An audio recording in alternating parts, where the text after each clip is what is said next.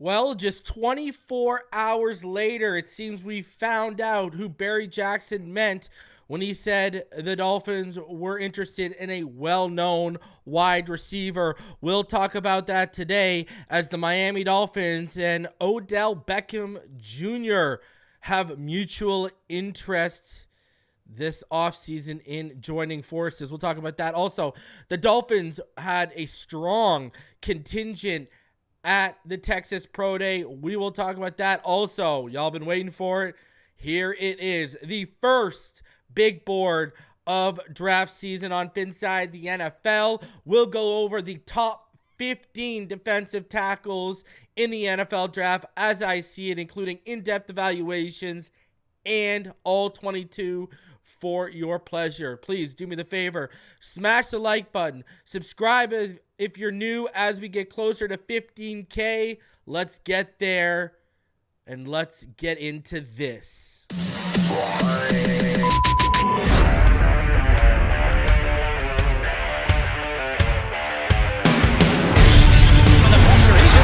Loses the football. Touchdown! Got it! You have got to be kidding me. Jalen Waddle has a Dolphin touchdown. And he will score! Deep field on the near side, man open. Touchdown!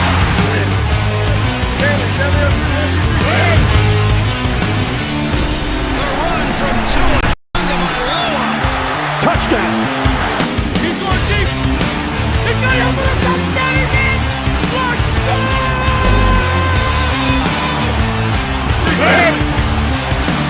make up for it. Fire to the end zone. Touchdown! Beautiful day to be a Dolphin fan. Let's go!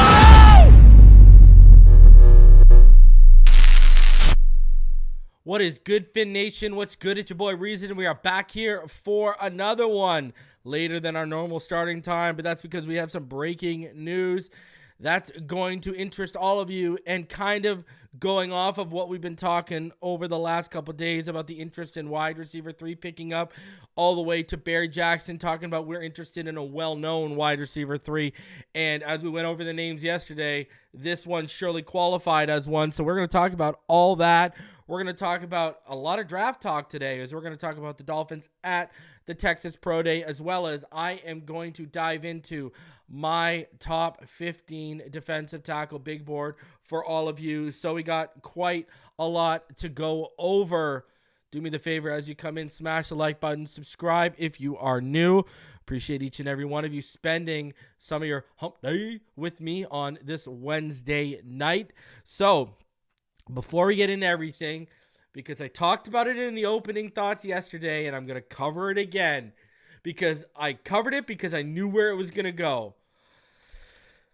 I love how everyone's talking about the Xavien Howard comments on the OG. You see the Flores truthers and the Flores sympathizers, here they come, rearing their head out. The people that wanted not only see Tua fail, they want to see McDaniel fail because they've still got a hard on for the franchise because they shipped out Flores, who, let's be honest, in the end, Flores did much more damage to this franchise than he did good. We've lost draft picks because of him. We've missed out on prospects because of him. Not to mention, didn't get us to the playoffs. Not to mention the embarrassment of losing to Urban Meyer. All right. So, and not to mention what he did to players, and not just Tua. What he also, people seem to forget, right? Some people don't even talk about it. Other people sweep it under the rug. Am I the only one who keeps remembering that Jalen Phillips had to go see a sports psychiatrist because of how Flores was treating him? Huh? Oh, yeah. But here come the sympathizers out when Xavien Howard. Listen, I talked to someone again today. All right. I talked to someone connected to X, connected to the team. Yo, X is playing the game, man. That's all he's doing. He don't like Brian Flores. He's playing the game. He needs a job right now. All right. But I saved this piece.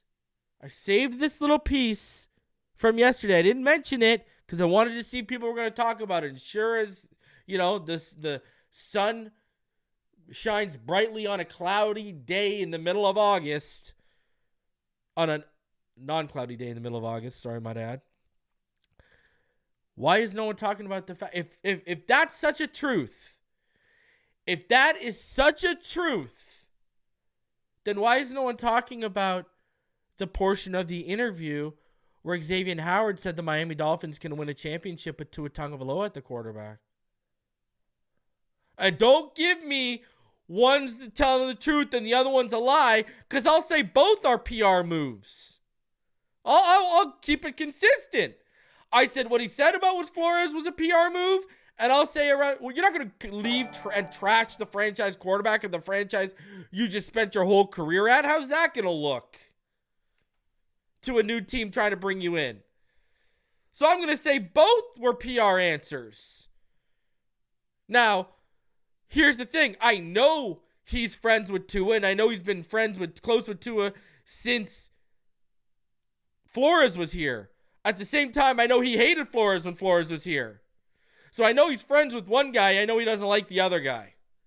But I'm going to be consistent, and I'm going to say he was giving PR answers. He's not going to go out and start trashing a coordinator on another team when he doesn't have a job, and he's not going to go out and trash a quarterback of the team he just left when he doesn't have a job. That isn't going to look good. That is not going to look good. So I had to address this because I knew people were going to try and run with the X and Flores and, oh, he's telling the truth. But I don't want to hear people trying to sit there and say one's the truth and one's the other, because I'm saying both are PR answers. That's what I'm saying. Both are PR answers. The guy needs a job right now. You're not going to trash a quarterback. I'm taking his friendship with Tua out of it. You're not going to trash a quarterback after leaving the team. And you are certainly not going to trash a defensive coordinator when you're a defensive player looking for a job. That's just not going to happen. That's just not going to happen. That's bad business. And for, I don't understand how people want to pick and choose. I was in that space, taking them all day on, taking them all on today. Don't even bother, man. Rhino said, I heard people in the space today arguing that X didn't say that he thought the Fins could win a chip with Tua as a QB. I mean, the clip is circulating. I mean, you could go watch the, and I'm not talking to you. You can go watch obviously you can go watch it, the whole OG podcast on YouTube. You can also, on top of that, let's be honest, you can also, on top of it, go to and find it on Twitter. You don't even got to go find it. Xavien Howard was asked, and I mean, you say it, and I quote, he's asked if they can win a championship, right? Okay. They're saying that he's asked, and they even bring up how the Baltimore Ravens won it with Trent Dilfer. And he says, can they win it with Tua? And what he says is, yeah, I feel they can definitely do that. I feel like they can definitely win a chip with him. That's what he says. That's what he says right there. He says it. Go on. You can find the clip. He literally says, I feel like they can definitely win a chip with him. That's the exact quote. Literally. You can hear him say it. The two hosts are talking, but Xavien Howard overtalks. The picture cuts from X to one of the hosts, and you can hear him say, and I quote, I feel like they can definitely win a chip with him. So that's what I'm sitting here saying. Well, one's the truth and one isn't the truth. Is that where we're going here? Stop. Now, another thing I want to talk about here is tampering. I'm going to be honest with you, ladies and gentlemen. Okay? If you didn't know, I want to tell you I had it in my latest Patreon update and channel member update. I can confirm from what I've heard, there was no offer made to Andrew Van Ginkel. And I can also confirm that I heard Andrew Van Ginkel bought a house in Minnesota after the season ended before free agency started. Okay? Seems like to me he was pretty sure he was going to be landing in Minnesota. Just throwing that out there. Otherwise, this guy's got some of the best foresight, and maybe he's got a career reading tarot cards after playing football. I don't know, but I'm going to sit here and say this with Andrew Van Ginkel. I do think there was some tampering involved in this situation. I 110% believe that. You know, we're hearing reports coming out that there was tampering with Atlanta and Kirk Cousins maybe as far back as week 12 last year. I'm honestly going to be honest with you. We know there was tampering involved with Fangio in Philadelphia. You don't got to be Sherlock Holmes to start putting that together. All right? Once again, a guy who leaves and immediately has another job waiting for him at the job, in the position he wanted last offseason originally. What a coinkydink. So, I got to sit here and say, fans, listen, I know we get attached to players, but I'll tell you this, as one of Tua's bigger supporters, Tua leaves, if Tua's traded tomorrow or Tua retires tomorrow, this doesn't come off my head. This doesn't come off my chest. I don't stop bleeding aqua and orange. So when you look at these people hurt or going to bat for Andrew Van Ginkel, how could you do this? How could you let him go? He wasn't thinking about all y'all when he bought a house in Minnesota. Let me be the one to tell you that. Let me be the reality check on that one. All right? You want to fall in love? Do you think Christian Wilkins was thinking about all y'all when he was signing his new contract with the Raiders? Stop. So I'm just going to sit here and say, lend them your heart to an extent. All right? Lend them your heart to an extent. All right? Yeah. Listen, I'm seeing everyone say too early. Listen, I'm going to tell you this one. I only got 4 first-round graded wide receivers, okay? Brian Thomas Jr., Rome Odunze, Malik Neighbors, and Marvin Harrison Jr., okay? That's it. That is it. I don't want to hear A.D. Mitchell in the first. Everyone knows I'm a big Xavier Legette guy. I don't want to hear Xavier Legette in the 21st. I don't want to hear, everyone knows I'm a Ladd McConkey guy. I don't want to hear Ladd McConkey at 21. Okay? I see people on Twitter wanting to reach for receivers. I'll be the first one to tell you, A.D. Mitchell is not a first-round draft pick because I see there's some infatuation with this kid. You're not taking him at 21. You do not reach at 21. If it ain't one of those first 4, get out of here. So, all right. Let's get into it. Speaking of receiver, man. No, Marvin Harrison Jr. ain't dropping, my friend. No. Let's get into this because, boy, oh boy, we got a lot to talk about. And it started out at just after 7 o'clock. And it started out with this. Barry Jackson quote tweeting his own story from yesterday. And he said, per team source, the Dolphins are interested in 3-time Pro Bowl receiver Odell Beckham Jr. He's a player they really like. So we are getting some answers here as who it is for the well-known wide receiver that this team is targeting and could potentially like, and it's Odell Beckham Jr. We talked about him yesterday. Listen, am I as high on adding an Odell Beckham Jr. as, let's say, a Tyler Boyd? Well, how much does Tyler Boyd have left in the tank, and how much does he have left in the tank? Now, when you look at who's available out there right now, listen, I'm going to be honest with you. I get the pedigree, I get the name. I'd be more interested in Hunter Renfrow right now. But, obviously they see something and they like it. As a number 3, I get it. Now he's coming off a season last year with Baltimore where he only had 35 catches. He had 565 yards and 3 touchdowns, but he averaged the highest yards per reception of his career. He averaged 16.1 yards per reception last year. That was the highest of his career. Like back when he was, getting 1,000 yards, 13 or 1,400 yards in New York from 2014 to 2016, he averaged 14.3 yards one year, 15.1 and 13.5 another. Right? In 2018 and 2019, his last 2,000-yard seasons, he averaged 13.7 yards per reception and 14 yards per reception.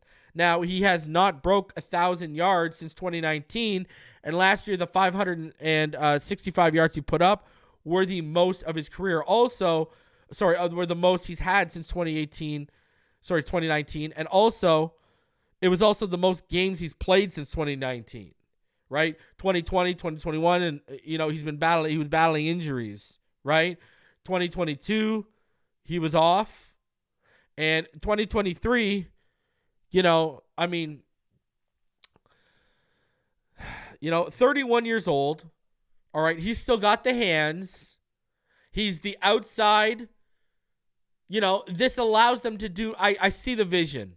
I see why they're looking at this more than a guy like a Hunter Renfrow or someone. I see the vision here. This is their boundary guy, their true boundary guy that can allow them to flex Tyreek and Waddle all over the field.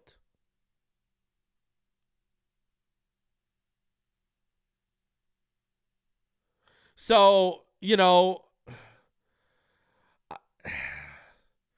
I see the vision. I understand the vision. But it's I see Ryder's in the chat. Go follow Ryder and his YouTube channel for what he does. Go support a young content creator in the Dolphins community like Ryder. He deserves it, man. Go give him some support. All right, go show him some love. And he makes a lot of sense with what he says. I agree with what he says. It all depends on the price. This is what this is going to come down to. How much guap are we talking? That's what this comes down to. If we're talking like a little above a vet minimum, okay. I agree with what Ryder says here. If we're talking above a vet minimum, I agree. Now, if we're talking like 10 million or around that, no thank you. No thank you. But Ryder's 110%. It all depends, at least, for the smart ones in the fan base, this all depends on cost. Now, obviously, it's not going to be the vet minimum because they've been stressing about potentially clearing cap, right? So, and that's what even Barry Jackson talked about yesterday when he was talking about the situation. It really came down to clearing out cap. That's what this was all going to come down to. So, listen, hey, is it my first choice as wide receiver 3? No, but I understand the vision. And so I'm not going to sit here and destroy the team just because he's not my number one pick. Now, diving further into it, Barry Jackson then came out with this, and he said the Dolphins, who have internally discussed the idea of adding another high-quality receiver to pair with Tyreek Hill and Jalen Waddle, if they can make the money work, there you go, that tells you right there, have shown interest in free agent Odell Beckham Jr., according to a team source. He was the Offensive Rookie of the Year and a second-team All-Pro in 2015 and 2016, and a 3-time Pro Bowler altogether, 2014, 2015, 2016. He's a free agent, spent the last season with the Ravens, catching 35 passes for 565 yards. He caught 4 passes for 34 yards in the Ravens' 2 playoff games. Now, Beckham emerged as a star in his first 5 NFL seasons with the Giants, where he caught 390 passes for 5,476 yards and 44 touchdowns. Now, continuing on here, everyone thought he was going to be a first ballot Hall of Famer, and just injuries and his body didn't keep up with it. He went to the Browns, where everyone goes to die. Had a good first season, and it was just downhill from there. Played for the Browns in 2019, 2020. Sustained that torn ACL in week 7 of the 2020 season. So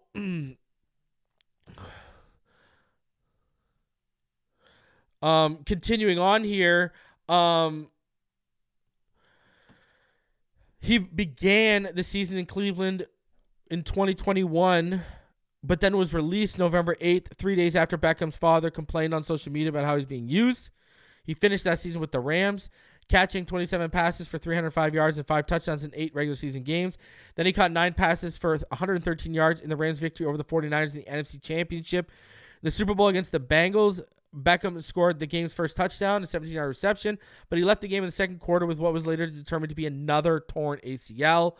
At least one high-ranking member of the Dolphins organization would like to add an accomplished third receiver to complement Hill and Waddle and give Tua Tagovailoa another weapon, but they're being selective in that process. They've reached out to receivers of high pedigree. There you go.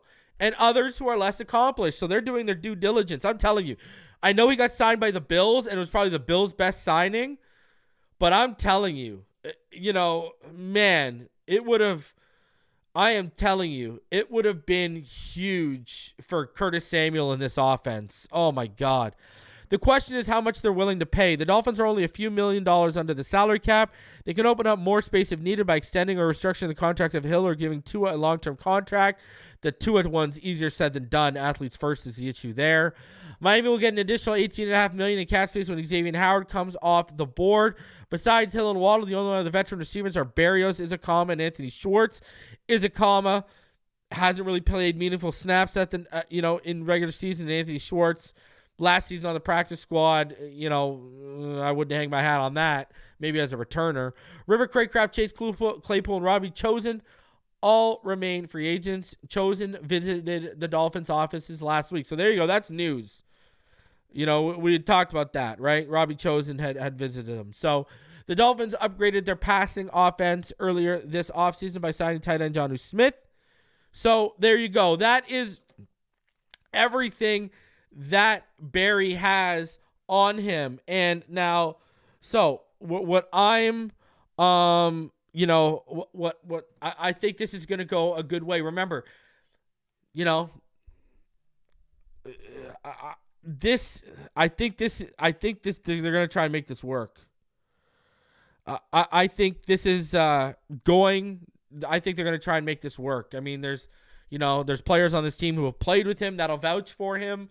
And I think this is going to be something, clearly they're eyeing this. Clearly they have this in their sights right now. So, and it got a little deeper. Now, I've heard there is mutual interest from both sides. They're just a little apart on money right now. That's all I've heard. It's just a little bit apart on money, but it's not a massive Grand Canyon of a gap that is, unattainable. That's what makes me think this might get done, because after this news broke, when I started checking in and stuff, I was told there's mutual interest from one person. Another person told me that he's hearing there's mutual interest and they're just a little apart on money. And, another person has told me that they're hearing things from inside about, some players being potentially excited about this. So, I think there's real legs to this. And it got even a little realer after Barry Jackson came out and talked about it. And it got realer with Josine Anderson. She came out and she said free agent Odell Beckham Jr. is currently planning to visit the Dolphins on Thursday per source.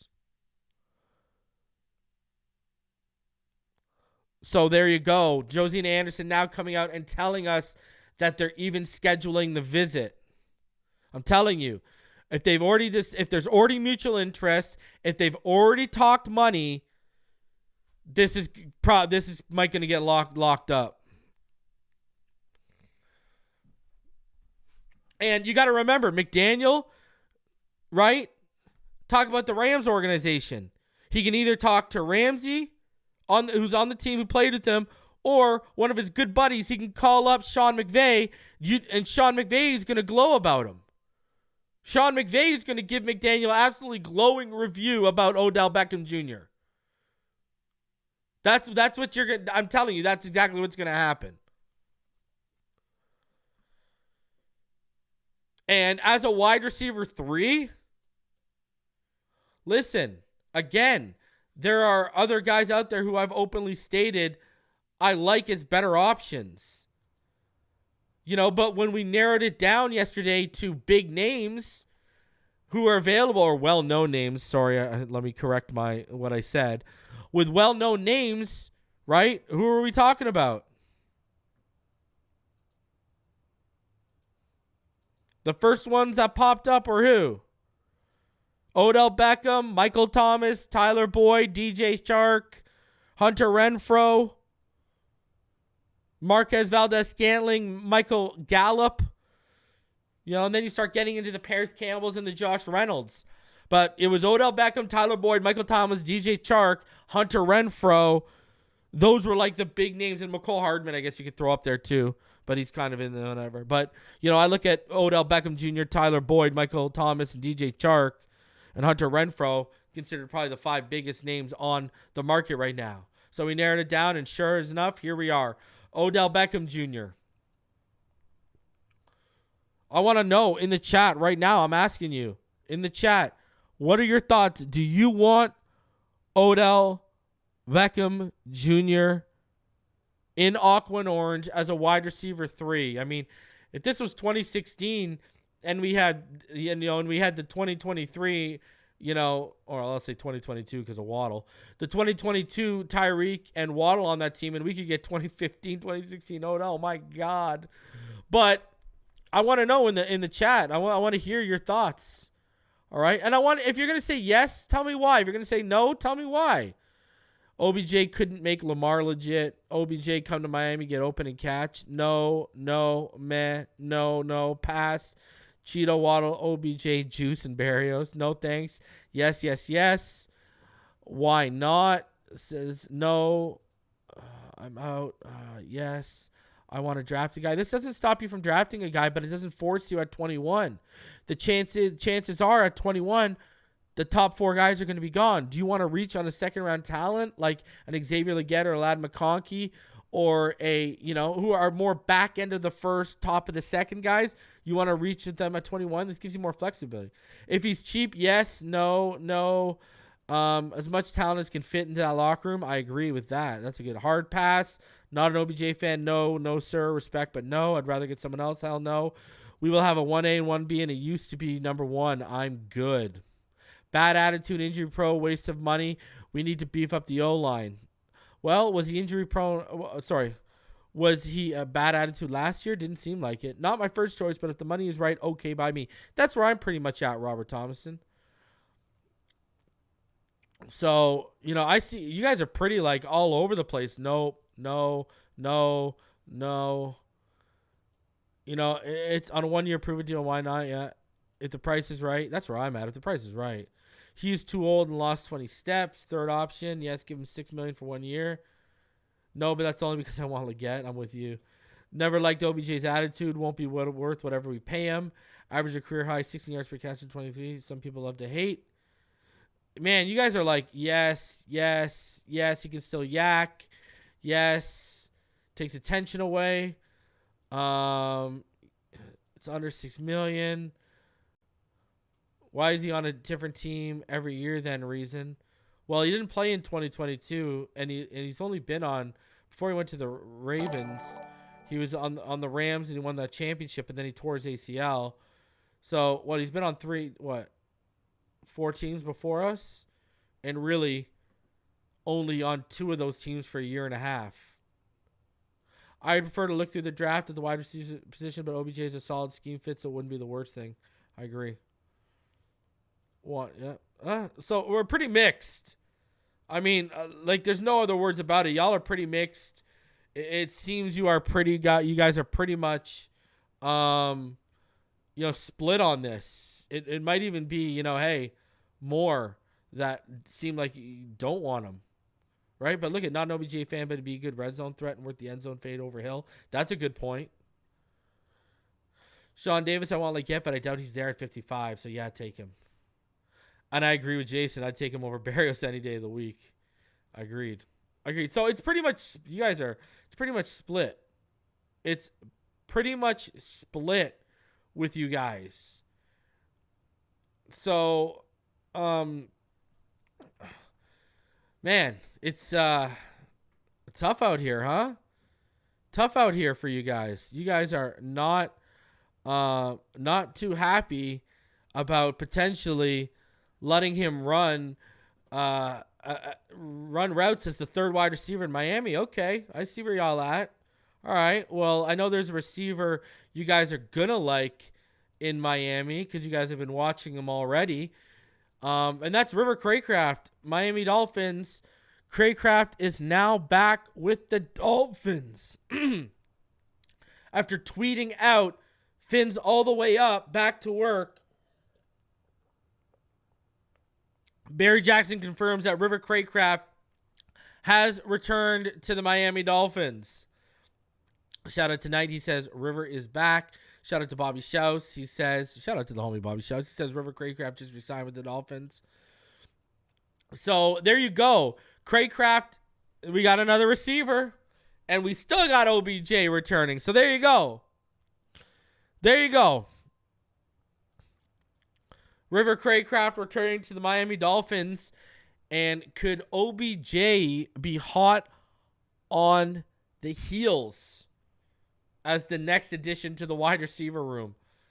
So, I'm going to say this. Listen, I know he missed 2022, and I know last year, let's be honest, Lamar isn't the best quarterback to pair with for a player like that.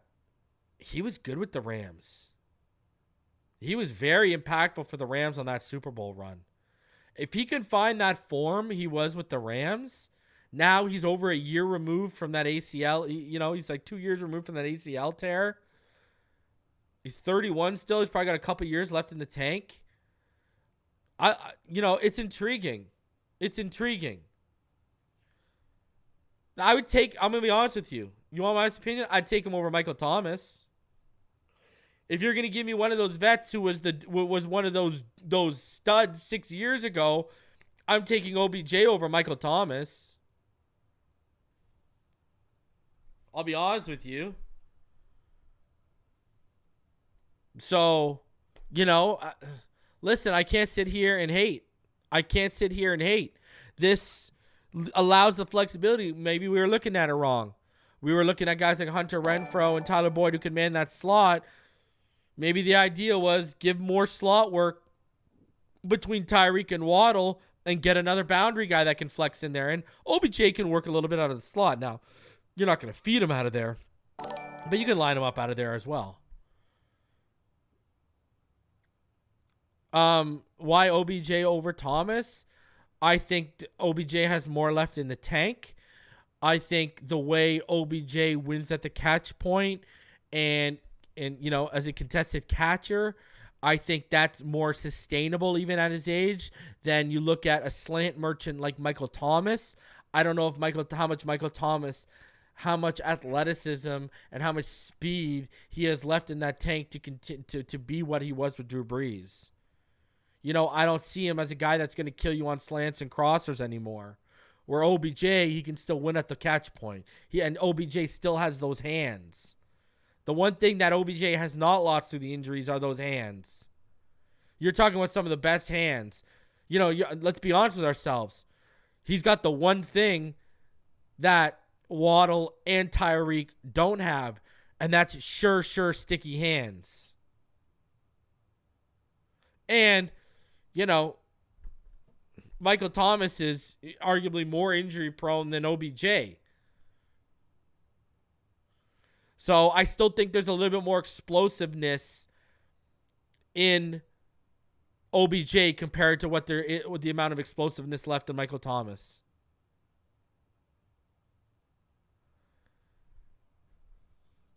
I think I'm hearing rumblings that Brian Thomas could be gone in the top 15. You want me to know my opinion? You ready for this one? Y'all ready for this one? Check this hot take out. I think we have a better chance of Brock Bowers being on the board at 21 than one of those top 4 receivers. Hey, that smacked you in the face, huh? From where we were a couple months ago. Because I'm hearing Brock Bowers' medicals are pushing him down a bit. I think you have a better chance of him being on the board at 21 than Brian Thomas, Marvin Harrison Jr., Malik Neighbors and Marvin Harrison Jr. won't make it out of the top 8. Rome Odunze should make it out of the top 12, and I don't think Brian Thomas makes it out of the top 18. I think right now, the way things are trending and the rumblings that I'm hearing, you got a better shot at Brock Bowers being there at 21 than one of those top 4 receivers. And run that to the podium, baby. You know, the only thing I could see them giving pause if like a Troy Fontenot's on the board. You know, I'm telling you, he's going to love Amarius Mims. I don't know how much, but I know that love's for real. I think Brock Bowers is a top 5, top 10 player in this draft, but medicals and tight end, it seems like it might push him down. And then imagine if you had OBJ as your number 3 and you draft Brock Bowers. Now you got Raheem Mostert and A-Chain out of the backfield.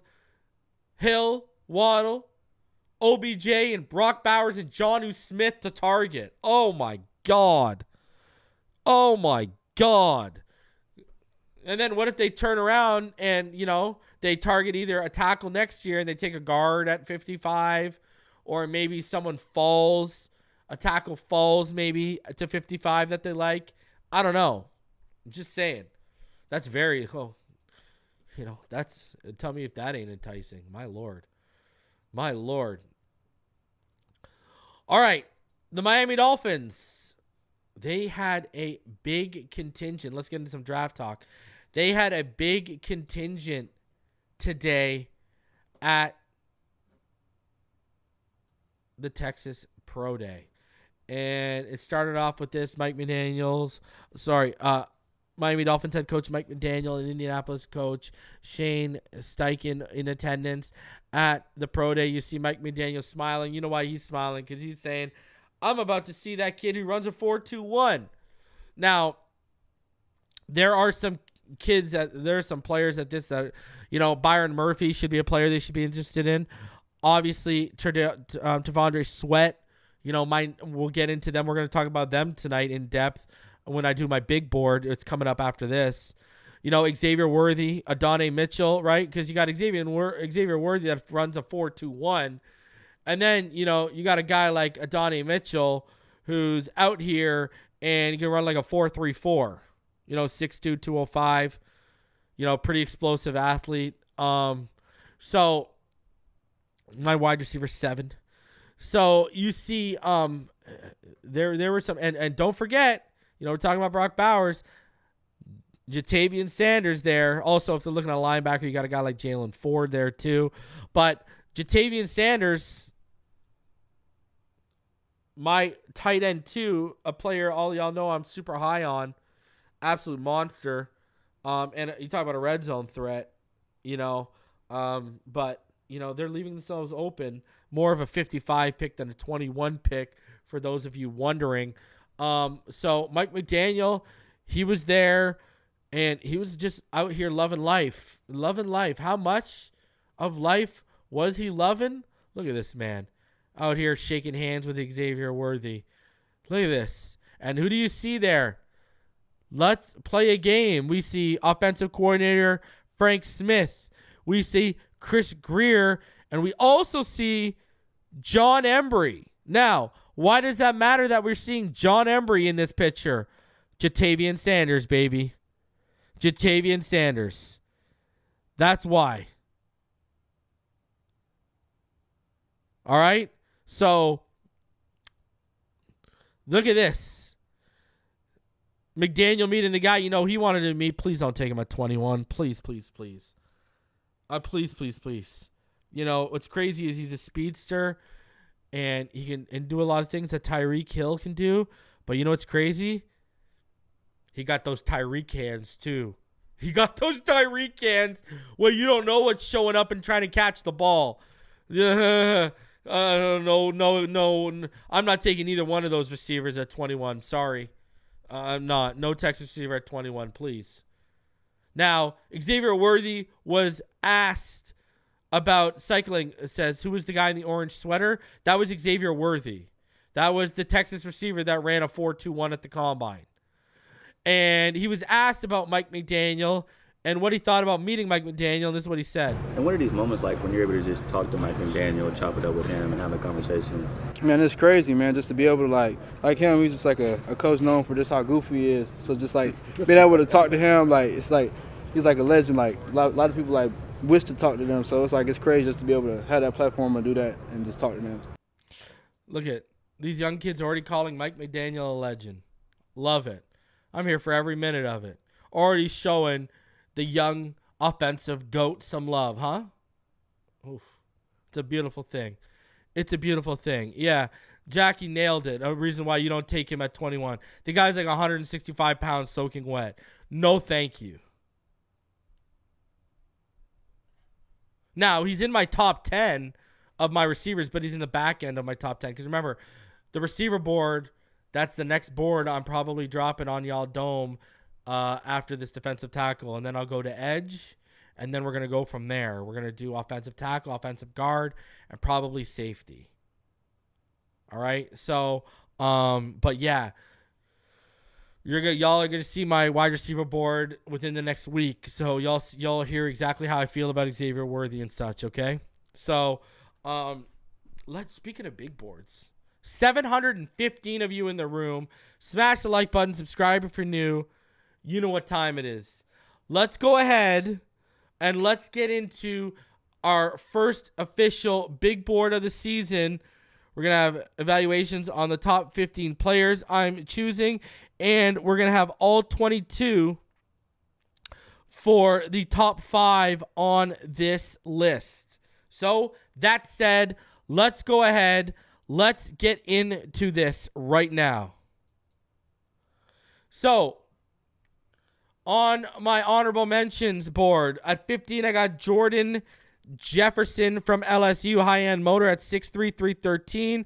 Also strong like a bull. Had 34 bench reps at 225 pounds, and that shows up when you watch him on tape.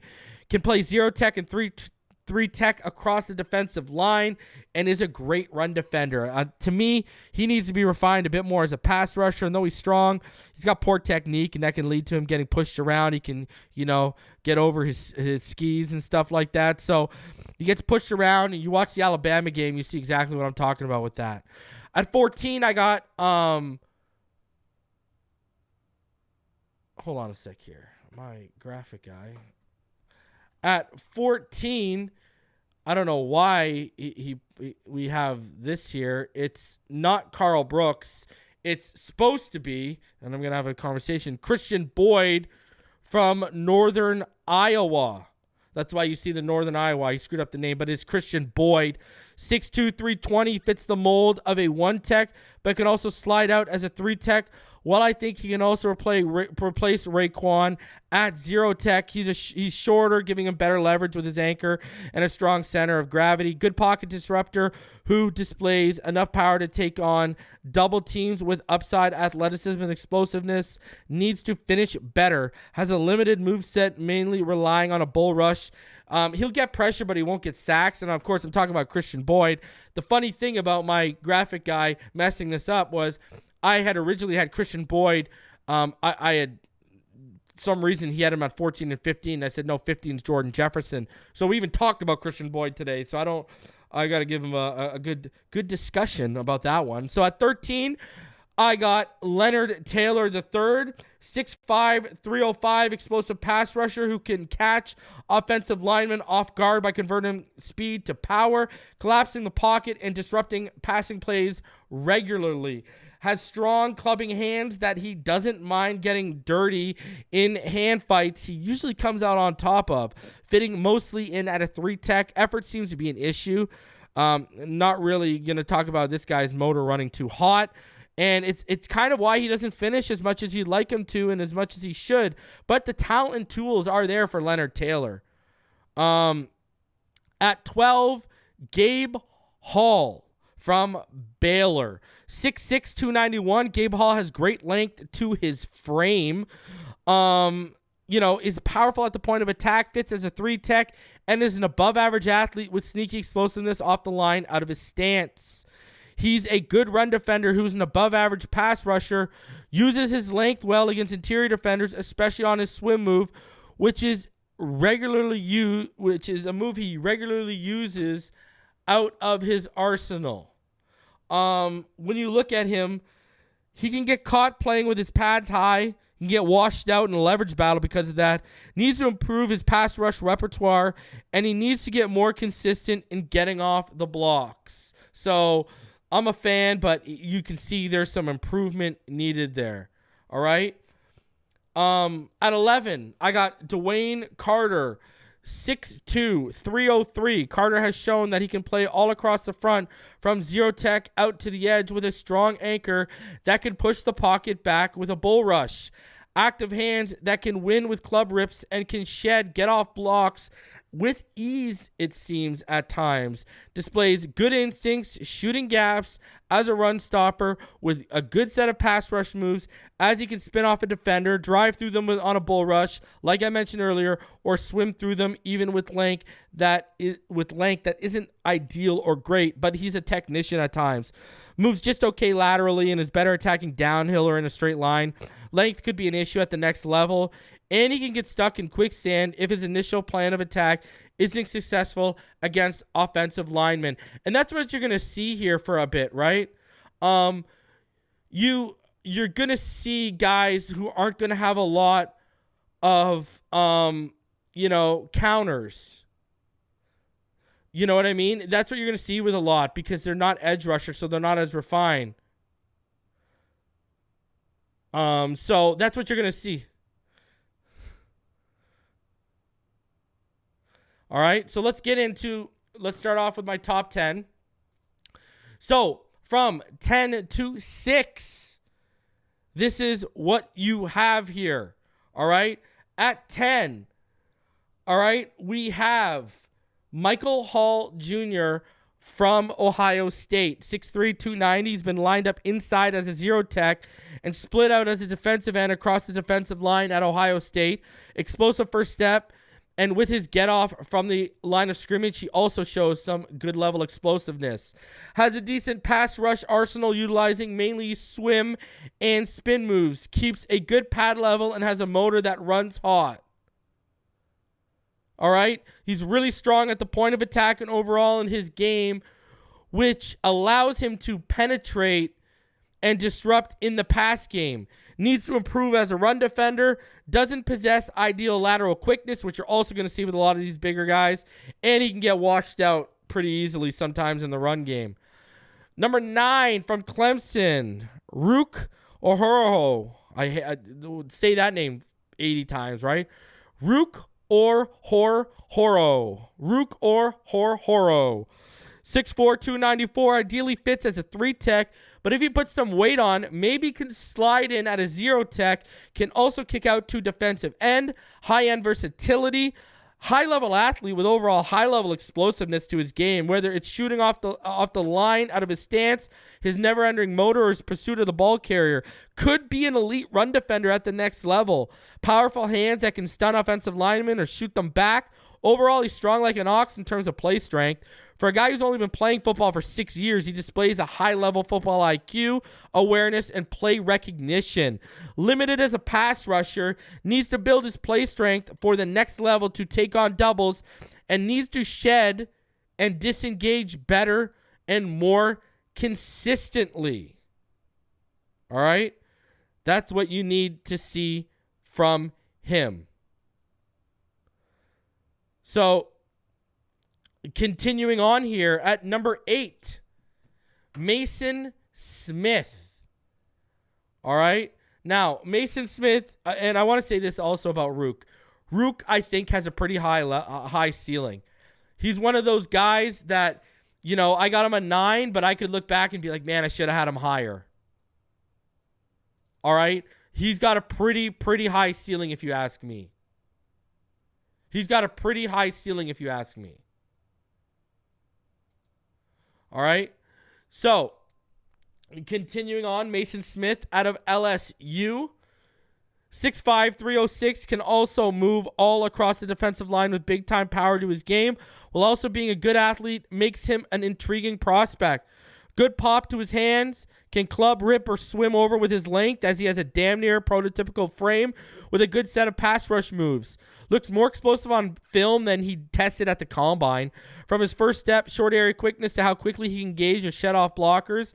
Has the anchor and lower frame to be sturdy at the point of attack, but he's not the most agile mover laterally, can be inconsistent with his pad level, has a little bit of an injury history, and isn't as experienced as most on this list.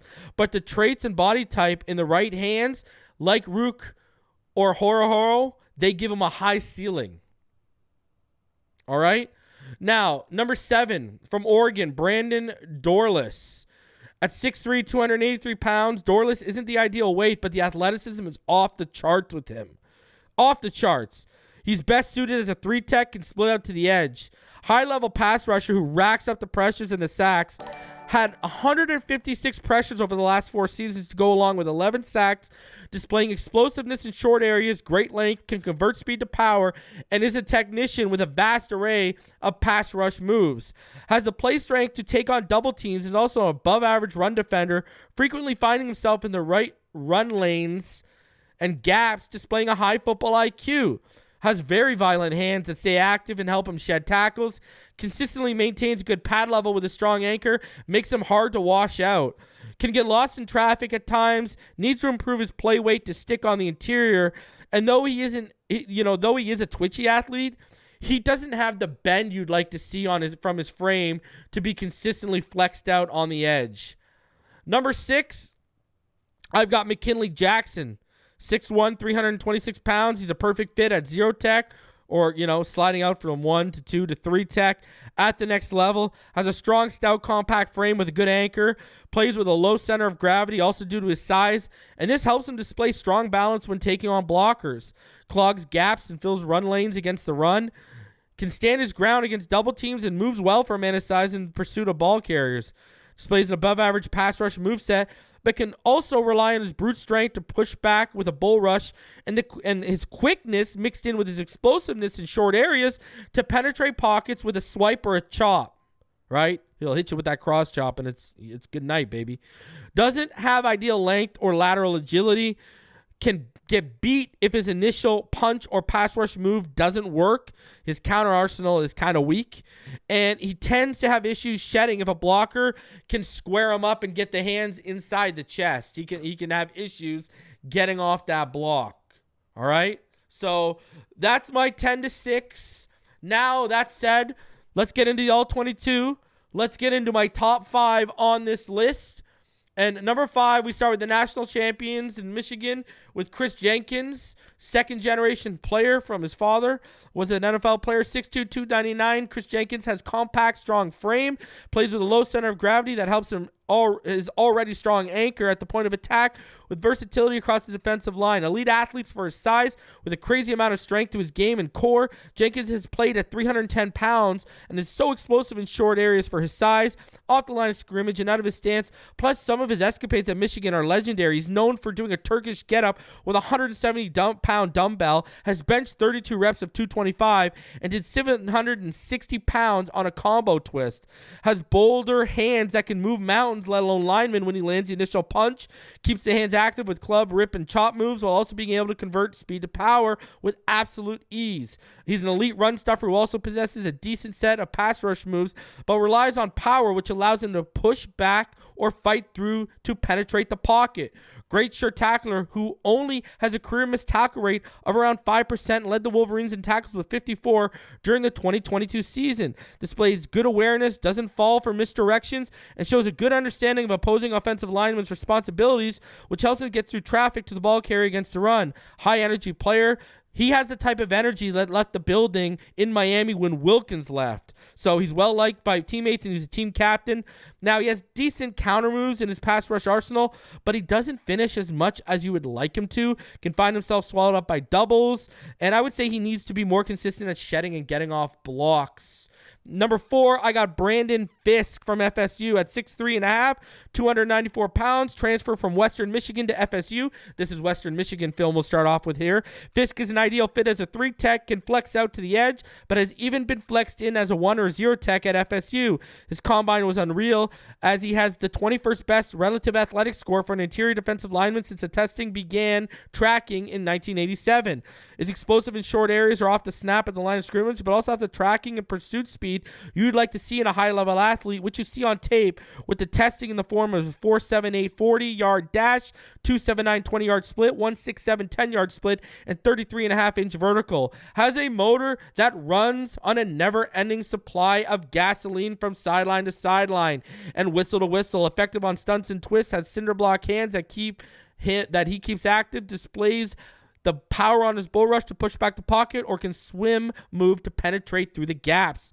76 pressures and 12 sacks over the last 2 years. He's as good as a pass rusher that uses his blend of power, athleticism, and technical ability to his advantage. Has a good balance mixed with a strong anchor and has that nasty side to him you need to win in the trenches. As a run defender, he's great at diagnosing, putting himself in the right position to shoot the correct gap, or filling the right run lane. You watch the tape, and he just comes off as a kid with a high-level football IQ and in-game awareness. After all, he's a 5-year starter. Pad level can cost him at times in leverage battles. Doesn't have the desired length you'd like, and that can cost him in shedding or disengaging. And, I have seen him now and then have times with taking on doubles, but man, he has that energy you love to see on the field. Number 3, T'Vondre Sweat, 6'4", 366 pounds. T'Vondre Sweat is not only a behemoth of a human being, but he's an ideal fit along the interior of any defensive front, as he can line up as a 0, 1, 2, or 3 tech and can impact the game from all of those positions. Has an anchor that makes him as an immovable object on the field. Has upper body strength that can take a lineman off his feet when he lands a punch or collapse the pocket on a bull rush. Against the run, he fills the gaps, clogs run lanes, and takes on double teams as if he enjoys them. Plus, he can move well for a man his size on tape, which helps him track and bring down ball carriers. As I mentioned earlier, his punch is nasty, and that's because he has some of the most violent and active hands in this class that pack more pop than a can of soda. More explosive on tape in short areas and with his get off on the line of scrimmage than the testing showed at the NFL Combine, especially for a man almost 370 pounds. It's quite deceptive. Shows the ability consistently to get off blocks, as he's way too powerful for a lineman to latch onto and wash out, while he is also responsible with his pad level, never getting too high or low. In the pass rush, he's shown the savviness to use a club, rip, strong hand swipe, swim, and push-pull move, displaying a wide array of pass rush moves. As good as his initial pass rush move skill set is, the counter moves he possesses aren't nearly as vast or effective. Obviously, a man that size is going to not be the most nimblest moving vertically, and I think he's going to have to shed some baby fat for some muscle at the next level. I really do think you're going to see a team ask him to bring his play weight down a little bit.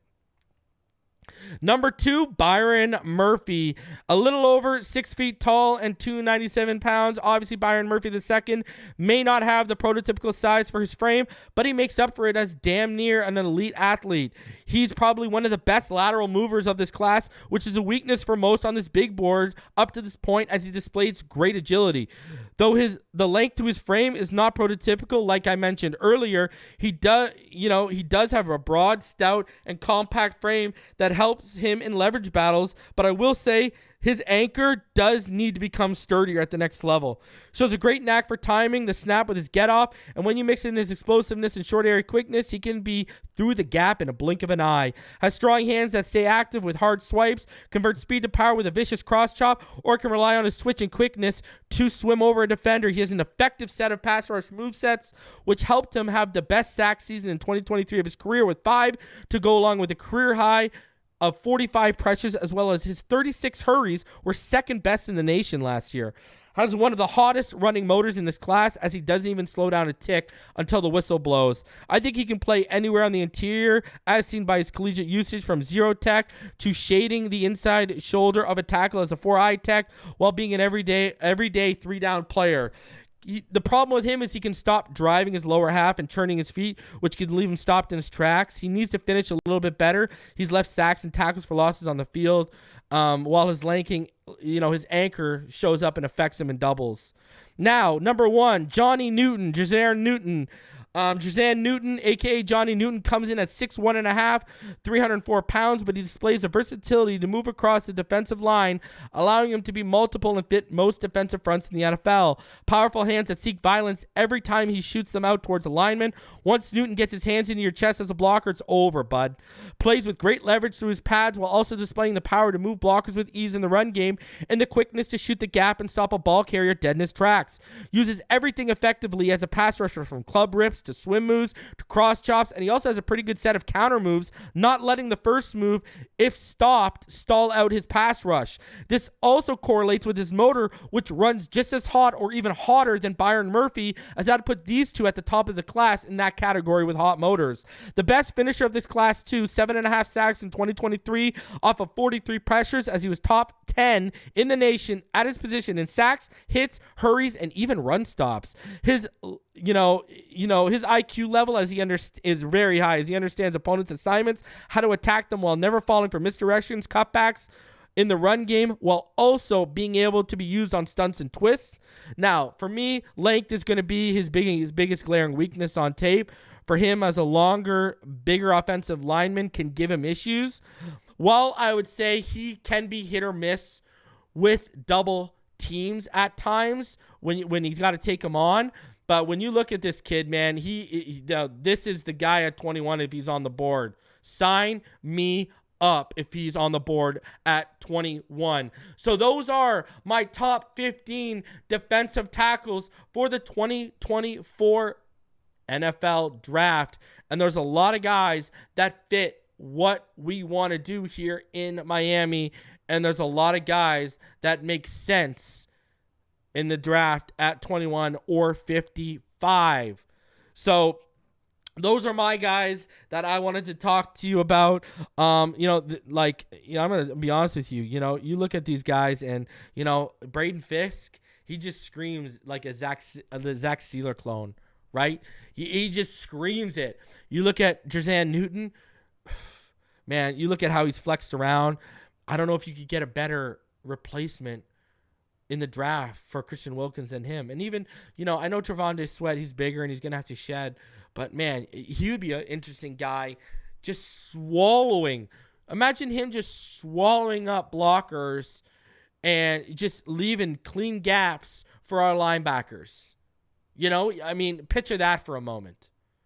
Tell me that ain't enticing. And even another guy I like Chris Jenkins. I'm pretty high on Chris Jenkins too. You know what I mean? He's another guy who's just got freakish strength, freakish ability. And, this defensive tackle class has some very intriguing options. You know what I mean? I know there's people in the scouting community that are very high in McKinley Jackson. McKinley Jackson's another guy that's a perfect fit if you're looking to replace Wilkins in the middle. And we've got guys in this draft that are built like Raekwon. If you want to replace Raekwon, you got some legitimate options there, right? Like, there are some big boys in this draft that you could fit in that spot. Again, it's just a very, very interesting draft class. It's a very, very interesting draft class at defensive tackle. And I like how this team is leaving their options open by trying to fill as many holes in free agency as possible. And what you got to have faith in with whoever these guys are, there's a lot of guys here. You got Aruk Ohoro that I'd take a flyer on. I like Mason Smith, McKinley Jackson, Chris Jenkins, Braden Fisk, Trevonde Sweat. I don't think we'll be able to get Byron Murphy. I'm hearing he might be the first off the board. But if you get a Xavien Newton, imagine Anthony Weaver developing one of these young defensive linemen after this work we've seen him do in Baltimore with the likes of Justin Matabuki and such. If that doesn't intrigue you and you're a defensive-minded person, I don't know what will. Listen, we've got still over 670 of you in the chat. Please do me the favor. Smash the like button. Subscribe if you are new. Here's the deal. I'm going to be back tomorrow with Neil Driscoll for Fin Too Deep. You can expect us, unless something breaks, around 5 p.m. Eastern. We'll be live for that show. Now, the next big board that's going to be coming to y'all is going to be wide receiver. So I'm aiming for Monday. But, you know, we could see, hey, we could have a really good next couple of days, and it could be done for Sunday. But I am aiming for the next big board to be out on Monday. And it's going to be wide receiver, and then after wide receiver, we're going to go edge, and then we're going to go from there between offensive guard, safety, and offensive tackle. So I'm aiming, and I'm shooting for 6 boards on top of the regular 5 because I see the needs. Do me the favor on your way out. Smash that like button. Subscribe if you're new. And as always, you already know what time it is. Fins up all day, every day, even beyond the grave will lay. And until Margaritaville sends that cease and desist our way, I will see y'all in the next one. Take it easy, guys and gals.